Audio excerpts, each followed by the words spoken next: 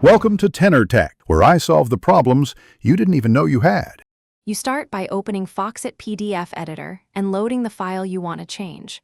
Once done, choose the Edit tab and click Edit Text so you can select text blocks directly. Make sure to check whether the document uses embedded fonts or system fonts, because that determines if you can replace them. If embedded, prepare to substitute or embed a replacement.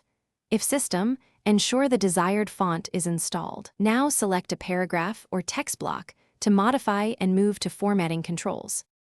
With the text selected, open the Format pane on the right and pick the font family and size that you need. This is where you perform the core change. Use the style toggles for bold or italic and adjust color or character spacing for consistent appearance. If the original was embedded, choose a substitute font from the drop-down.